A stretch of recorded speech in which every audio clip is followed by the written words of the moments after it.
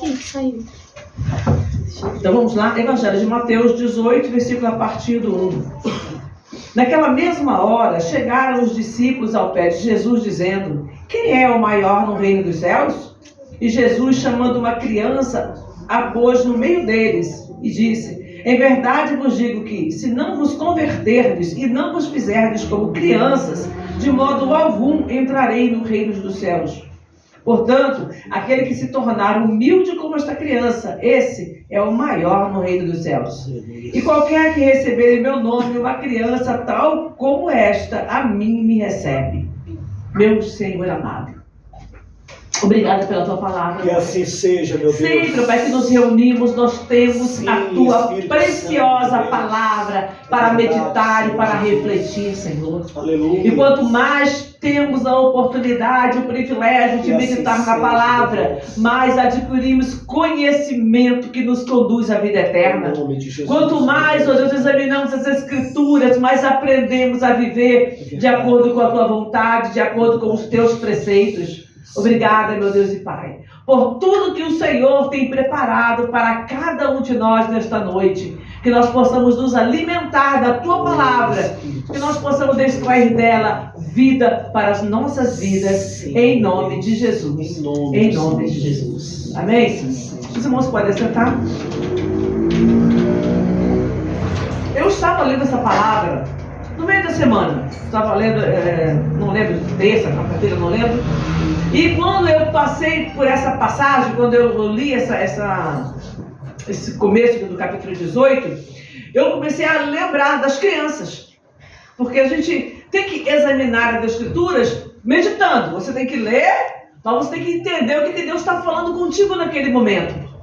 E cada vez que você lê a Bíblia, não pode ser, eu estou lendo para adquirir conhecimento, para eu saber o que fulano falou, o que ciclano falou. Não, eu estou lendo e eu estou me alimentando da palavra. Então a palavra precisa ser alimento. Só quando ela se torna alimento precioso para nós, é que nós começamos a viver como cristãos.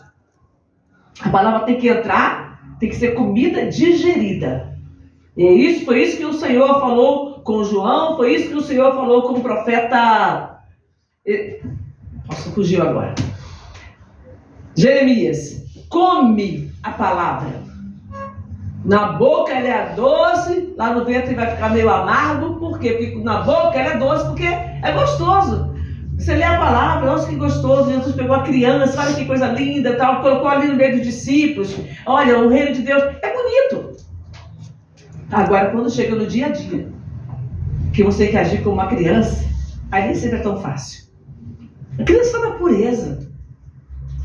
A criança está naquela simplicidade. Jesus, ele fala aqui, olha, se você não se converter, né, e não vos fizerdes, você é que se faz. Você tem que se converter e se fazer como uma criança. De modo nenhum entrarei no reino dos céus. Portanto, aquele que se tornar humilde como essa criança, a criança não tem aquela presunção, aquela arrogância, aquela coisa de... Não, ela é simples. Mas o que foi mais interessante nesse texto, para mim, não foi... Eu estou aproveitando para falar isso aqui. Mas o que Deus tocou no meu coração, sabe o que foi? Eu comecei a lembrar. Na hora que eu estava meditando nesse texto, eu comecei a lembrar de um monte de crianças. Eu comecei a lembrar de como as crianças são simples, de como elas trazem alegria. Aí, ó. A gente falou da Zoe aqui já andando aqui. Deixa eu andar um pouquinho. Deixa eu andar um pouquinho. Tá quietinha, não tá falando alto, né, Zoe? Então, você olha a criança alegra.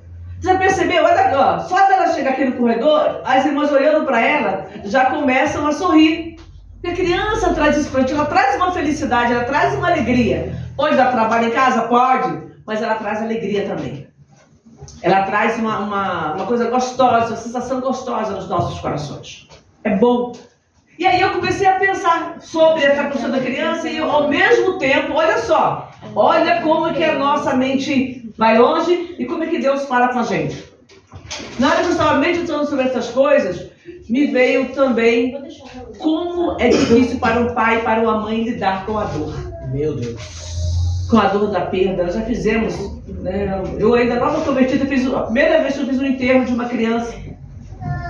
Uma irmã que frequentava conosco a igreja, no dia os pastores estavam ocupados, e a pastora me pediu: Tera, você vai lá fazer o enterro, né? Vai lá dar assistência no enterro. Então eu fui, levei algumas irmãs comigo, para a gente chegar lá, compartilhar, dar uma palavra. E era uma criança pequena, não bebezinha, mas uma criança que ainda não tinha nem entrado na adolescência. Uma menina linda. E a dor, você tem que lidar com a dor. Como é que é isso? Muitas vezes as pessoas se revoltam contra Deus, ficam indignadas: por que o Senhor me deu meu filho? Por que o Senhor tirou meu filho? Então a dor da perda. E quando nós falamos em perda de uma criança, de um filho, tá? Nós temos essa perda literal, como nós temos visto agora. Quantas pessoas, né, 61 pessoas morreram nesse, foi 61, se não me engano, morreram nesse voo agora aqui em Valinhos. Então, a dor da família, Vinhedo, a dor da perda, tá? As pessoas perderam entes queridos, estavam aguardando, né? Alguns estavam saindo de casa e ficam aquela aguarda de como vai ser a viagem, e outras estão do outro lado lá esperando a pessoa, e de repente todos os sonhos, todos os projetos, tudo aquilo, né? Uma delas gravou um vídeo lá, né? Hoje eu estava vendo isso, ela gravou um vídeo falando, né, que Deus nos abençoe e tal. Ela viu a situação precária do avião, mas ainda ficou na expectativa que tudo fosse bem, mas o Senhor recolheu. E como lidar com tudo isso? Como lidar na hora da perda, quando nós nos desencantamos com aquilo que a gente estava esperando, que não é aquilo? Então a perda de um filho, ela acontece na morte, ela acontece muitas vezes quando o filho vai para um caminho errado, quando os pais e mães cristãos. Essa semana eu recebi um pedido de oração de uma irmã, uma conhecida, vamos colocar assim só. E ela falando: olha, aconteceu isso, e a pessoa que estava junto fazendo a coisa errada era filha de um servo de Deus conhecido meu. E aí quando ela falou o nome, eu falei: eu também conheço essa pessoa. Tive o prazer de estar alguns anos atrás. E aí eu fiquei imaginando, né, a dor. Eu falei: a dor dele é muito grande, de ver o filho envolvido nessa situação. Eles são indo para a delegacia e vamos orar. Eu peguei, fiz uma oração, clamei, orei, pedi a Deus. Como é dolorido você estar vendo o teu filho que você criou ali, na presença de Deus, desencaminhar. Meu Deus. A dor também é muito grande. A tristeza. Você não sabe se vai viver, quanto tempo você vai viver até que esse filho acorde para a vida, que ele volte para os caminhos do Senhor. Então você perde isso, você perde quando muitas vezes o filho casa e vai embora para outro país e você nunca mais vê. Quantos pais nunca mais puderam ver os seus filhos? Por uma série de situações de trabalho, de casamento ou tudo. Então lidar com a perda não é fácil, lidar com a perda de marido, de filho, de qualquer pessoa. Eu pensei na criança, começou a me despertar na criança, porque criança é algo que realmente toca a gente, que muda. Você está andando num lugar cheio de gente, de repente uma criança está fazendo gracinha, muda o teu ambiente, traz uma alegria, você sente uma coisa gostosa. Eu pelo menos sinto, gosto muito de criança, sempre gostei. Até brinco que se eu tivesse, Deus não deixou eu casar nova, porque se eu tivesse casado nova ia ser um problema, porque eu ia encher a casa de filho. Aí quando eu casei já tinha certa idade, aí já não foi tanto assim, foi só 3. Mas se eu tivesse casado novinha, ia ser difícil, né?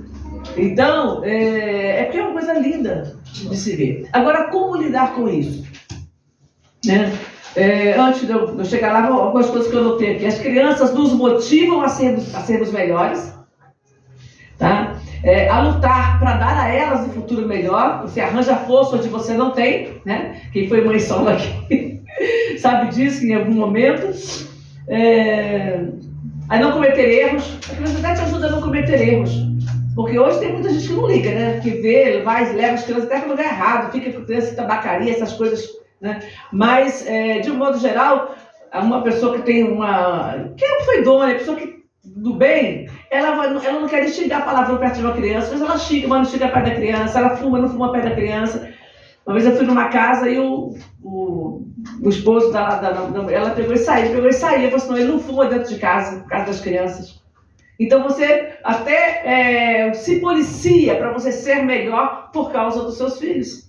Deixa de falar alguma coisa perto deles, vai falar separado. Então, as crianças que nós amamos, né, dói muito quando se vão. Então, como lidar com a perda? Né? Abre aí João, Evangelho de João. Aliás, desculpa, acho que é 16. Não vou, desculpa, voltando. 16 de Mateus. 16, 21 e 22.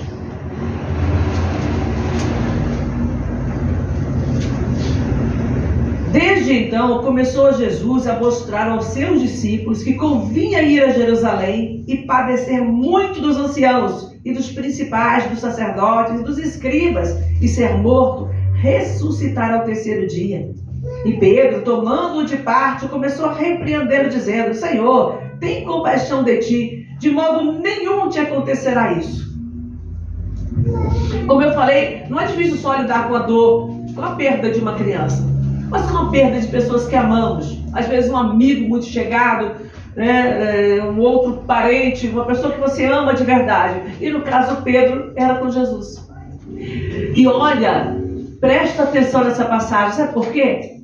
Porque Pedro, ele sem querer, por causa do lado humano, da amizade que ele tinha com Jesus, carinho que ele tinha com Jesus e da expectativa que ele, como todo judeu tinha, que Jesus viesse livrar Israel do jugo dos romanos.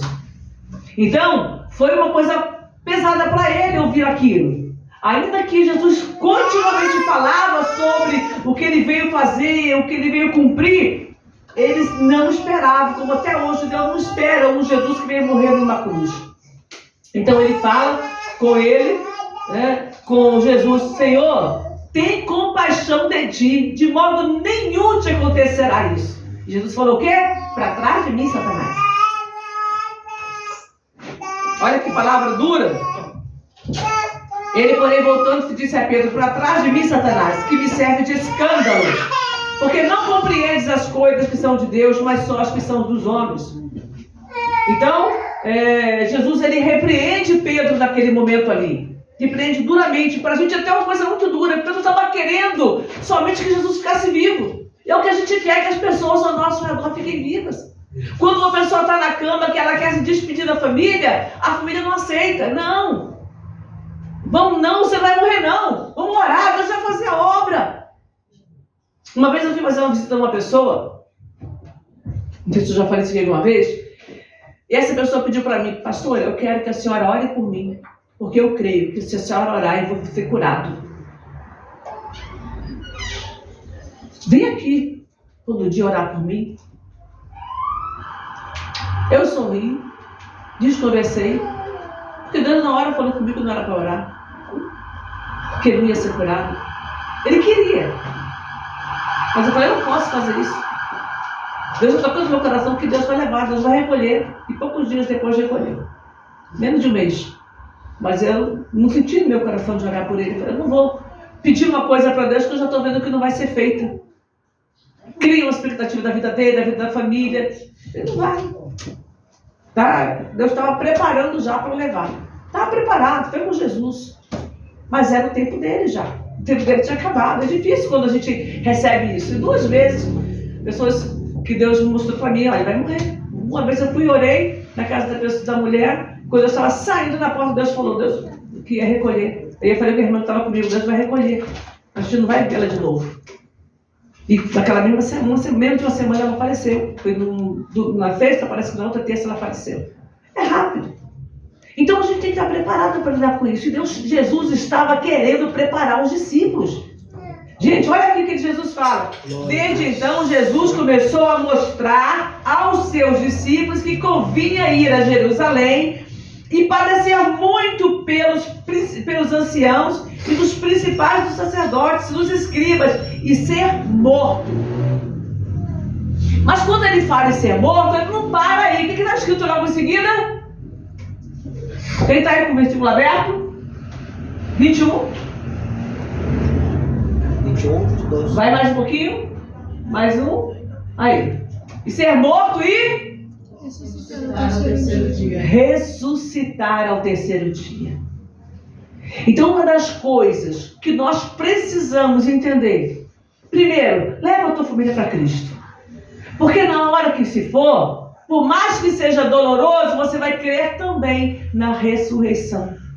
Porque assim como Jesus Cristo como Ele ressuscitou, Ele prometeu para nós também essa ressurreição. Ainda que não venhamos viver o momento do arrebatamento e da ressurreição dos mortos, mas nós iremos nos encontrar com Ele. Nós iremos. Jesus ele fala isso lá com Maria. E ela fala: olha, eu sei que Ele há de ressuscitar na ressurreição do último dia. Vai haver essa ressurreição. Ela sabia, ela estava preparada também, ela já conhecia essa palavra. Ainda que Jesus ressuscitou Lázaro um pouco antes disso, ele ressuscitou naquele dia. Mas eles já conheciam a palavra. Quando você conhece, você chora, você se entristece, mas você tem uma expectativa de que aquela morte não é o fim. Um dia a gente vai se encontrar. Um dia nós vamos estar juntos. E vai ter para sempre, eternamente. Se a gente vai se conhecer ou não, isso é o de menos. Às vezes a gente fica naquela preocupação: será que a gente vai reconhecer? Será que eu vou reconhecer meu marido? Será que eu vou reconhecer minhas filhas? Eu não sei. E se não reconhecer? Não tem problema. O importante é que estejamos na glória com o Pai. Amém? Se conhecer, melhor. A gente vai lá, vai olhar: que bom ter você aqui. Que bom, né? Vou estar lá, vou encontrar minha família, vou reencontrar todo mundo. Que bom. Talvez a gente se conheça. Moisés, Abraão estava lá e o outro lá falou com ele, falou com Lázaro. Então, pode ser que a gente se conheça, pode ser que não, que tenha sido só uma parábola de Jesus para nos fazer entender como é a eternidade, como que ninguém volta de lá para cá. Isso não importa para a gente, o importante é estarmos preparados. E tem mais uma coisa, está em Atos, capítulo 2.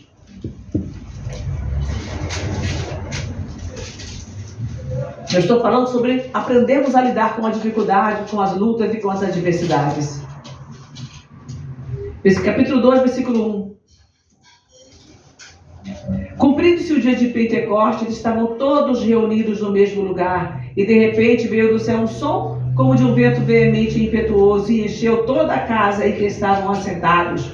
E foram vistas por eles línguas repartidas como que de fogo, as quais pousaram sobre cada um deles. E todos foram cheios do Espírito Santo e começaram a falar em outras línguas, conforme o Espírito Santo lhes concedia que falassem. Para por aqui um pouquinho. Jesus tinha morrido, né? Pedro estava preocupado com a morte de Jesus. Jesus morre de fato. Ele ressuscita, ele aparece para os discípulos, ele fala com eles durante um tempo, manda eles ficarem em Jerusalém. Depois ele é assunto aos céus e fala: fica em Jerusalém até que do alto sejais revestidos de poder. E eles ficaram ali com medo, se reuniam às escondidas, se reuniam em lugares fechados, com medo da perseguição que tinha se levantado. Conseguimos vencer o rei deles, o Messias que eles estavam aguardando, nós matamos, agora fica mais fácil perseguir cada um deles. A perseguição era cruel. As torturas eram cruéis para os cristãos. E eles se reuniam ali em portas fechadas. Mas a palavra diz que veio o Espírito Santo e todos que estavam ali. Gente, que bênção. Você pensou que Deus derramar uma bênção dentro da igreja e todo mundo será alcançado? A presença do Senhor vir, às vezes a gente entra na igreja, metade recebe, metade não recebe. Às vezes 2 sai do culto extasiado porque Deus falou com ele, e o outro sai lá murmurando, reclamando, lembrando da vida lá fora, nem ouviu, nem lembra do que palavra foi pregada. Então aqueles homens estavam atentos, eles estavam ali buscando, eles estavam orando ali juntos, eles se reuniam para orar, e eram cerca de 120 pessoas. Não era um grupo extremamente grande, mas era um grupo considerável para o momento que eles estavam vivendo, chegava a ser um grupo grande. Então a Bíblia diz que todos foram cheios do Espírito Santo. Glória. E aí veio uma controvérsia, veio o povo, ouvindo eles falarem em língua, começaram a falar: esse povo está embriagado. Eles, ao invés de ficarem quietinhos, como eles estavam, acuados, com medo, eles mudam, agora todo mundo é de figura, porque agora eles têm o Espírito Santo. E aí Pedro, versículo 14, diz: Pedro, porém, quando o povo começou a zombar, versículo, um pouquinho, vamos falar que são 13. E zombando diziam: estão cheios de mosto, estão embriagados. 14. Pedro, porém, pondo-se em pé com os 11, não estava sozinho não, pôs-se em pé com os 11, porque nessa época já tinha Matias no lugar de Judas. Pedro, porém, pondo-se em pé com os 11, levantou a voz e disse-lhes: varões judeus e todos os que habitais em Jerusalém, seja isto vos notório e escutai as minhas palavras. Estes homens não estão embriagados como vós pensais, sendo esta a terceira hora do dia. O judeu não bebe de manhã. Mas isto é o que foi dito pelo profeta Joel. E nos últimos dias acontecerá, diz Deus, que do meu espírito derramarei sobre toda a carne, e os vossos filhos e as vossas filhas profetizarão, os vossos jovens terão visões, os vossos velhos também, os vossos velhos sonharão sonhos. E aí vem falando tudo que vai acontecer, ou seja, a partir daquele momento que Pedro recebe o Espírito Santo, ele não tem mais tristeza pela morte de Jesus. Os discípulos não estão mais amedrontados, não estão mais acovardados. Ele se reúne junto com os 11, toma a palavra e começa a pregar. E ele não estava falando para meia dúzia, não. A Bíblia diz, lá no finalzinho do capítulo,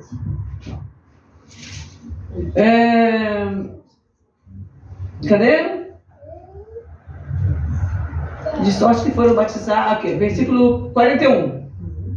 De sorte que foram batizados os que de bom grado receberam a sua palavra, e naquele dia agregaram-se quase 3.000 almas.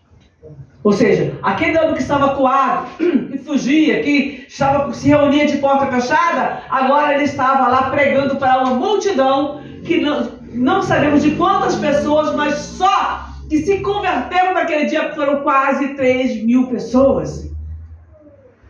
Então o que a gente precisa para lidar com a dor, para lidar com a perda, para lidar com a dificuldade, com as frustrações da vida? É do Espírito Santo. Amém? O que a gente precisa aprender, precisa se encher para se fortalecer? Eu estava conversando aqui com a missionária Adriana, né? Porque quando nós falamos sobre a questão de unção para o ministério, porque é uma coisa que Deus foi me mostrando que ela estava capacitada. Eu conversei com ela no Rio ano passado. Depois nós apresentamos ela lá e agora na convenção ela foi ungida e hoje nós vamos aqui confirmar também esta unção. E ela ficava preocupada: pastora, mas eu não sei, eu não sei. Falei: filha, você tem a palavra. Isso é notório, todo mundo já ouviu, todo mundo já percebeu, você tem a palavra para falar. Então agora você tem que fazer o quê? Usar esse dom. E o que a gente precisa? Do Espírito Santo. Né? É a presença dele na nossa vida. E como é que você vai saber que você tem a presença do Espírito Santo? Você começa a ler a palavra, examinar as Escrituras e você começa a compreender. Porque é Ele que vai te dar o conhecimento e a sabedoria. Pedro, aqui eles tiveram uma experiência maravilhosa de falar em línguas, mas nem todo mundo fala. O importante é você saber, em primeiro lugar, que Ele convenceu você. Que você foi convencido pelo Espírito Santo. Em segundo lugar, você começa a ter autoridade para falar. Amém? A palavra vem, você examina e você consegue compreender o que Deus quer falar com você. A primeira experiência eu tive, eu era ainda nova, eu tenho uns 2 anos na igreja, 3, não sei. E eu estava ouvindo uma irmã pregar. Eu nunca tinha tido essa experiência. Uma irmã, uma senhorinha, devia ter seus 70 e poucos anos, 80, na época, não lembro, né? E ela falava devagarzinho e ela estava entregando uma palavra. Era o culto das irmãs, culto de terça-feira. E quando ela começou a ministrar uma palavra, na hora eu não vou te falar que aquela palavra, não, arrebatadora, não. Ela estava pregando ali na simplicidade dela e de repente ela falou alguma frase. Não vou lembrar mais. Mas eu lembro que naquela frase, Deus me deu uma palavra que eu anotei e na primeira oportunidade eu pude pregar dentro da palavra da irmã, que a irmã pregou. Não foi o mesmo assunto não, mas Deus falou comigo alguma coisa que eu guardei para minha vida por muito tempo, hoje eu não lembro mais, mas que eu ainda pude ministrar sobre aquela palavra. É aí que você vê que você tem o Espírito Santo. Quando você está ouvindo a palavra de Deus, aquela palavra fala no teu coração. Quando a palavra fala conosco, ela nos liberta, ela nos cura. Eu estou com palavra para falar, não sei se eu vou ministrar no culto, se vai ser em uma das reflexões que eu envio, sobre a questão da cura, dos milagres de Jesus, tipo de enfermidades que são espirituais, que são físicas, que são hereditárias, né? Às vezes de alguma coisa que você teve um problema. Então, essa semana eu estava lendo um texto, eu já anotei lá direitinho. Talvez eu vá, segunda-feira, amanhã eu já mande essa reflexão. Mas é isso, é você ouvir a palavra e a palavra te trazer ensinamento. Qual é o ensinamento que a palavra que você lê tem trazido para a tua vida? Em que é que ela tem te mudado? Se você não permitiu agir do Espírito, ela não muda você. Mas quando você abre o teu coração, quando você permite que o Espírito Santo fale com você, aí ele vai agir. Glória a Deus. Hoje eu estava lendo a Bíblia de manhã, e aí de repente algumas preocupações da mente começaram a surgir. Por você lembrar de uma coisa, aquela coisa foi crescendo na minha cabeça. Falei, Jesus, eu quero ouvir, eu quero entender outra palavra. Gente, eu li acho que umas 3 ou 4 vezes. 2 páginas. Eu lia, eu começava a ler, estou entendendo, estou ligado. Daqui a pouco, quando eu percebi, eu já tinha terminado, já tinha me desligado, eu não sabia nem o que eu tinha lido. Aí eu voltava lá no começo de novo. Aí estou lendo. Nossa, interessante. Cheguei até a notar alguma coisa. Daqui a pouco a mente começou a fugir, eu não percebi. Quando eu olhei, eu tinha terminado de novo. Falei, peraí, gente, eu vou terminar esse texto, eu vou voltar de novo. Aí eu li, acho que foi 3 ou 4 vezes, não lembro ao certo, 2 páginas da Bíblia. E eu falei, não, eu estou lendo o Evangelho de Marcos agora. Falei, não, tem que voltar, eu tenho que entender o que eu estou lendo. Qual é o proveito de eu dizer, eu li a Bíblia e não guardei nada? Eu não vou guardar tudo, eu não vou aprender tudo. Tem 40 anos que eu vou fazer agora em fevereiro, 40 anos, e eu não aprendi muita coisa. E já li a Bíblia dezenas de vezes. Mas a gente precisa, o quê? Querer. Alguma coisinha você tem que sair. Quando você levantar da leitura bíblica, você pode não guardar tudo, mas uma passagem, um versículo. É bom que você tenha guardado com você, porque ele vai fazer diferença na sua vida. Amém? Então nós vamos orar, vamos ficar de pé. Guarde isso, é o Espírito Santo que vai te dar consolo, que vai te capacitar a enfrentar as lutas e adversidades desta vida. Se você guardar isso hoje, de tudo que foi falado, de tudo que foi ministrado, se você guardar isso, que o Espírito Santo vai te capacitar, isso vai te ajudar bastante na sua caminhada. Amém? Oremos ao Senhor. Que assim seja, Espírito Santo. Querido e eterno Pai, no nome santo de Jesus Cristo, teu amado Filho, nós estamos nesta hora, ó Senhor, nos colocando à disposição do teu Espírito. Estamos neste momento, ó Pai amado, nos colocando diante do Senhor de toda a terra, para que, segundo a tua bondade, misericórdia e fidelidade, o Senhor possa falar aos nossos corações. Aviva-nos, ó Senhor.